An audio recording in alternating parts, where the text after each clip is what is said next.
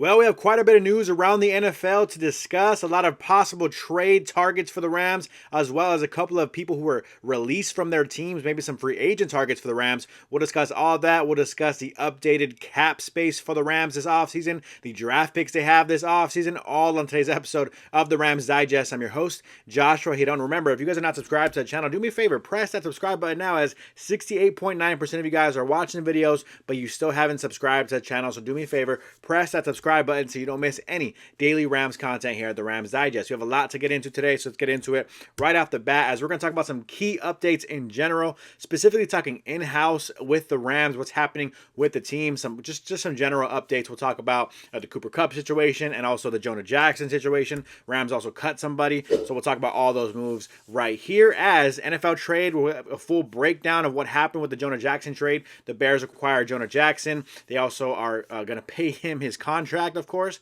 and the Rams were able to acquire the 6th-round pick from the Bears, which actually was originally belonging to the Pittsburgh Steelers. Los Angeles Rams take $5.6 million of dead cap per the move. So basically just cap space that they can't spend on anybody else. They're just going to have a $5.6 million cap hit on their cap, freeing up $14.6 million of cap space, though. So Jackson's $9 million salary for 2025 is fully guaranteed as of March 14th. That's for the Bears to be concerned about and the Bears to worry about it. But for the Rams' perspective, it is actually a good move for them, right? We talked about this already last episode, as it frees up some cap space for them, and kind of the Bears did them a huge favor. Of course, the Bears are envisioning Jonah Jackson becoming a Pro Bowl offensive guard again, or at least just being a consistent starter for them on the offensive line. And for the Rams, he was probably going to be more of a backup offensive lineman that can potentially play center for you at times. I know not a lot of people love Bo Limmer at center, but Bo Limmer, if he's going to be your starting center for the Rams, you're essentially overpaying a little bit for a backup offensive interior lineman.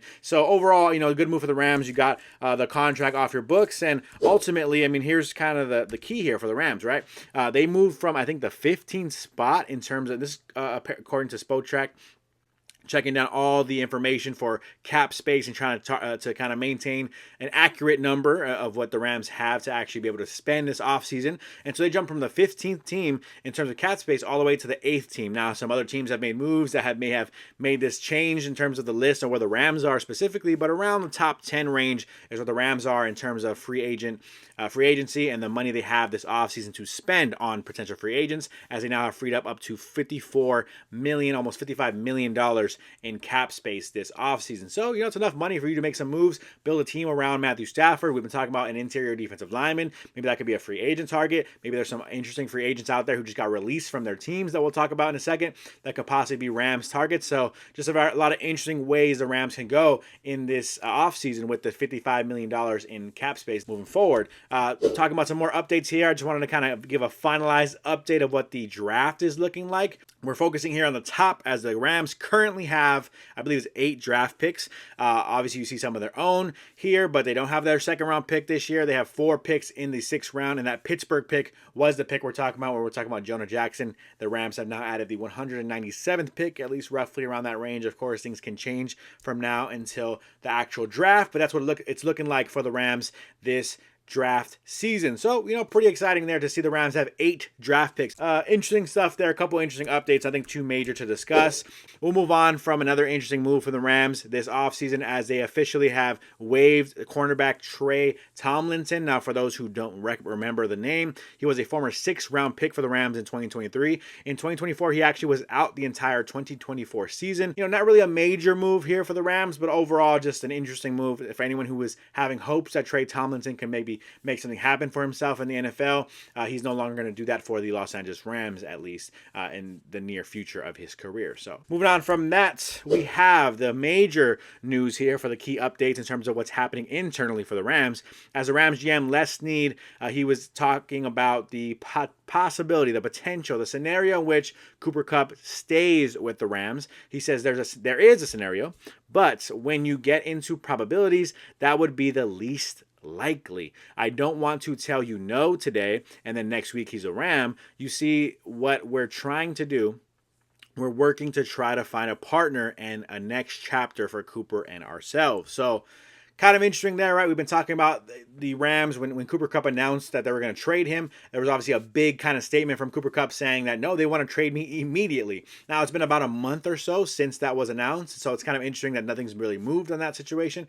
I mean, it doesn't seem too complicated. Call a couple of teams, see what's going on, but Cooper Kupp's contract does make the trade negotiations probably pretty complex for the Rams, as there's a pretty big cap hit for any team that's going to take him on. Les Snead has basically almost shut the door on the possibility of Cooper Kupp staying with the Rams. Of course, he tried to be careful with his words, and he's going to say he's happy that Cooper Kupp's a Ram if he remains with the team. But as of right now, it seems like he said, his own words, the least likely scenario for the Rams in terms of keeping Cooper Kupp. So kind of interesting for any Rams fans who were interested in keeping Cooper Kupp. Seems like that door is closer to shut than it is open, but ultimately the door is still slightly open. So don't freak out too much. There is still a possibility of that happening. Maybe the door's shut, but the door is not locked, at least in terms of Cooper Kupp returning to the Rams.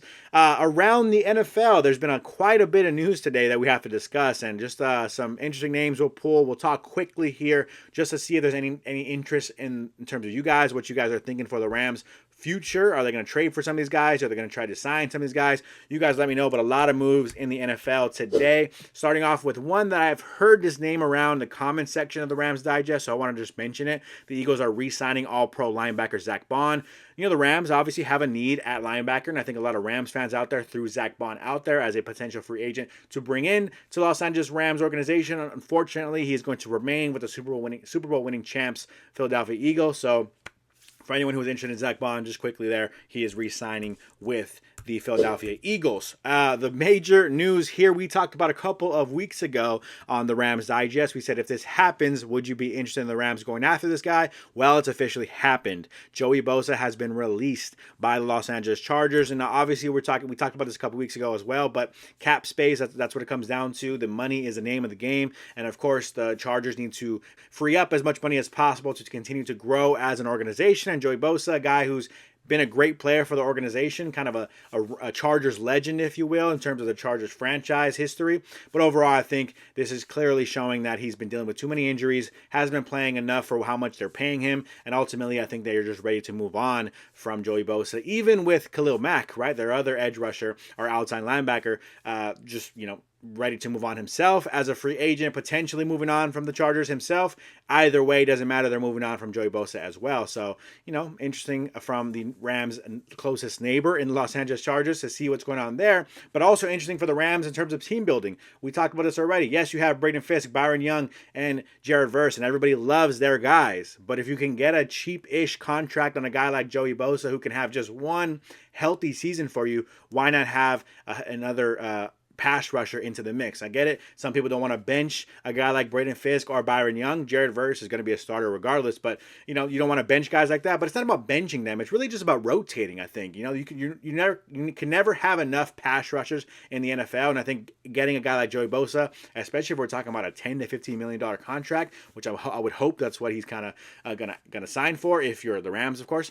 That could be an interesting thing, a route for the Rams to at least dive into and explore that option of having another dangerous pass rusher on your defense who can also stop the run a little bit, right? Shout out to Joey Bosa, what he can do.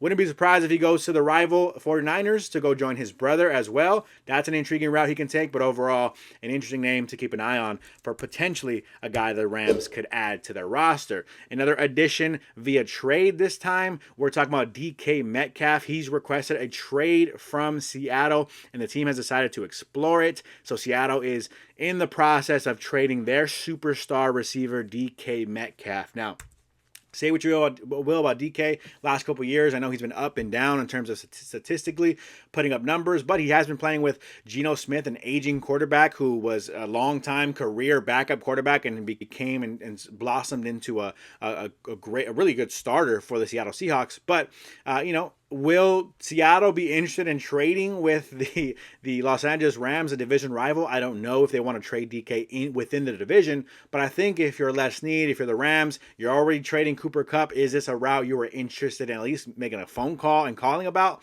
I'm sure this would be something that would be on the top of the list in terms of things to do this offseason for Les Snead and the front office. And it's just because you want to give a call, see what the asking price is. You really never know. Could be a third-round pick that can get you that 90th pick for the Rams, a 90 pick in the draft. Could be an interesting piece to move here. You move that for DK Metcalf, and I get it. You already have Puka Nacua, but Puka Nacua is on a 5th-round rookie contract. You're going to pay him sooner rather than later. I get it, but overall, I think that could be a very, very intriguing addition for the Rams to go after a guy like DK Metcalf. Again, just something to explore. I don't know how many Rams fans love DK Metcalf. I think I'm just thinking about talent here. I know he's worn a Seahawks helmet for a long time, and it's hard to like a guy who's a division rival, but at the same time, that's an intriguing name. I think the Rams need a receiver. Why not call Seattle and see what's good on DK Metcalf? Another Seattle receiver to talk about, we'll talk about in a second. First, we'll talk about this receiver from Jacksonville, as the Jacksonville Jaguars are releasing Christian Kirk. That'll save the Jaguars over $10.4 million on their cap space.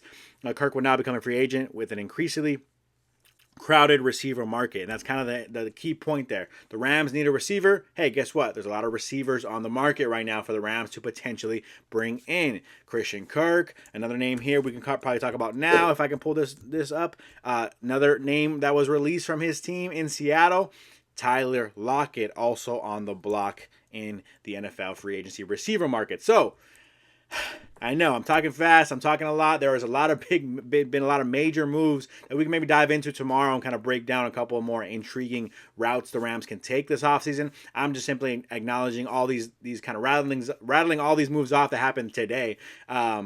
Interesting names: Christian Kirk, Tyler Lockett, trading for DK Metcalf, bringing in Joey Bosa. Is that something that are those all moves the Rams can make? I don't know if they'll make one or two of those. They might not make any of those moves, but those are definitely a lot of names that are flooding the market right now for the Rams that could potentially join a team that is trying to win now while also build for the future. Tyler Lockett might be more of a veteran, might as well keep Cooper Kupp kind of guy, but at the same time, he's a free agent. He's going to be a lot cheaper than Cooper Kupp. You trade Cooper Kupp for a 6th, 7th round pick, whatever it ends up being, that's going to be not ideal. I get it for a lot of Rams fans, but if you can replace him with a Tyler Lockett for cheap, that might be an intriguing route for the Rams. You're also talking about trading for DK, signing a Christian Kirk, right? And I don't know how you guys feel about, I know you guys don't watch Jacksonville Jaguars games often, but he's been pretty solid for Jacksonville. A decent receiver too, if he can stay healthy. Been dealing with some injuries the last couple years. Overall, interesting names that are flooding the market right now for the Rams. Interesting names for guys all around the league. Let me know what you guys think. Any names pop out of those lists? Let me know in the comments down below who you guys want the Rams to maybe target this offseason. Last but not least, we can finish up with this trivia of the day. For those who have never played along with us, we do a trivia of the day on every single episode that I'm on here at the Rams Digest. Just a fun little trivia game at the end of every episode. Not necessarily Rams related ever, but just kind of something to kind of discuss and play along with. And for those who have never played, I'll show you what the last trivia of the game was, as our trivia of the day was, as last episode we talked about whose 19 sacks gave him the league record for a player in his first 20 NFL games. Now, I did mention as well, this trivia game I have is actually a little bit older, so I don't know if anyone's beat this record since that I've seen this card, but overall, this was the, probably 2018, 2019-ish stats. So whose 19 sacks was it? We had a couple people guess and play along at home, which I appreciate the comments.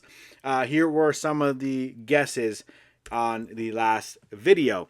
We had Floyd saying J.J. Watt. By the way, the multiple choice options were Myles Garrett, Aaron Donald, Joey Bosa, or J.J. Watt. We had Floyd saying J.J. Watt. We had Randy saying J.J. Watt. We had P4P Boxing saying J.J. Watt. He did guess originally. Loves the channel. Appreciate you, P4P Boxing. We got you with the J.J. Watt guess.